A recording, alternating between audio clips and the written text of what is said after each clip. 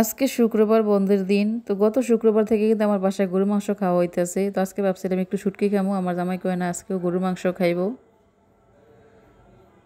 আমার প্রতিদিন গরুর মাংস রান্না করতে ভালো লাগে না। তো আজকে আমার জামাইরে ফাঁকি করে ঢুকাইলাম আজকে নাকি হে রান্না করব। তো আসলে এক রান্না প্রতিদিন করতে ভালো লাগে না। তো মাংসটা ফ্রিজে ছিল না, মাংসটা সকালে বাজার থেকে আনছে। তো আইনা হে আবার সুন্দর করে একটু কাইটা কুটে নিয়েছে। মাংসের পিসটি একটু বড় বড় ছিল, একটু ছোট করে কাইটে নিয়েছে। তো কাইটে সব মশলা দিতেছে। তো মশলা একটু দেয় আবার একটু রেখে দেয়, একটু দেয় আবার একটু রেখে দেয়, মানে নতুন বাবুর্চি রান্না করলে যা হয় আর কি। তো দেখেন মশলা দেন দিতে আছে অবস্থা দেখেন। আমরা মা মেয়ে দেখতেছি আর হাসতাছি। হ্যাঁ কিন্তু মাঝে মাঝে গল্প করে হে নাকি অনেক ভালো রান্না করতে পারে। 3টা রান্না অনেক ভালো পারে। এর মধ্যে করলা ভাজি, আলু ভাজি আর হলো ডিম ভাজা।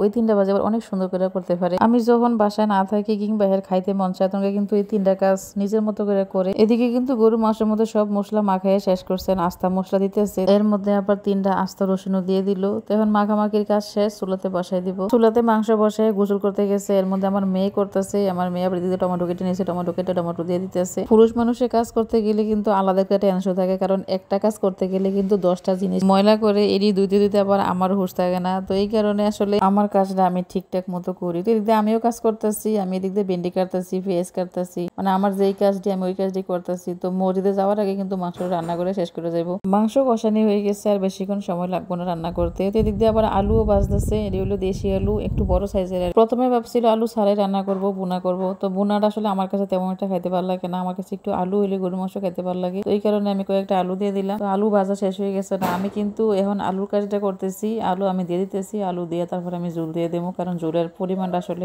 বুঝবো না, এই কারণে আমি দিয়ে দিচ্ছি। আমি আগে কিন্তু চুলার মধ্যে পানি গরম করে রাখছিলাম, এখন দিয়ে দিলাম জলের পানি দিয়ে মাংসটা সিদ্ধ করে নেবো। তো মাংসটা সিদ্ধতে তেমন একটা সময় লাগবে না, কারণ অনেকক্ষণ যাবত কষানি হয়েছে। তখন পরিমাণ মতো জল দিয়ে দিলাম, দিয়ে একটু নাড়াচাড়া দিয়ে ডাইকে দেবো। ডাইকে দিলে আমার রান্নাটা মোটামুটি শেষ হয়ে যাবো। ওইদিক দিয়ে আমার ভেন্ডি ভাজিও হয়ে গেছে। আজকে রান্নাতে এমন কিছু না, ভেন্ডি ভাজি আর গরুর মাংস, সকালে আলু ভাজি ছিল। তো মাংস হইলে আসলে অন্য তরকারি তেমন একটা খাওয়া হয় না, তো এই কারণে শুধু ভেন্ডি ভাজি করলাম, কারণ ভেন্ডি ভাজিটা সবাই পছন্দ করে। এদিক দিয়ে কিন্তু রান্না মোটামুটি শেষ হয়ে গেছে। হ্যাঁ, নামাজও শেষ হয়ে গেছে, আমরা এখন খামু। তো দেখেন কালারটা কিন্তু অনেক সুন্দর হয়েছে, রান্নাটাও অনেক মজা হয়েছিল। আমরা কিন্তু সবাই একসাথে খাইতেছি। তো এদিক দিয়ে কিন্তু টমেটো আর শসা দিয়ে সালাদ করা হয়েছিল। এই সালাদটা আমার অনেক পছন্দ। তো এই সালাদটা কিন্তু আমি মাঝে মাঝে বানাই, আমি তরকারি ছাড়াও এই সালাদটা দিয়ে খাইতে পারি, আমার কাছে এত ভালো লাগে সালাদটা। এদিক দিয়ে আমার মেয়ে খাইতেছে, ওদিক দিয়ে আমার ছেলে, তারপরে আমরা সবাই একসাথে নিচে বসে খাইতেছি, কারণ নিচে বসে খাইলে কিন্তু সবাই একসাথে খাইতে পারি, এই কারণে সবাই একসাথে খাই। আর দুপুরে খানাটা আমরা সবাই একসাথে খাই, রাত্রে আসলে কেউ কিছু খায় না। এই ছিল আজকের ভিডিও, দেখাবো পরবর্তী ভিডিওতে।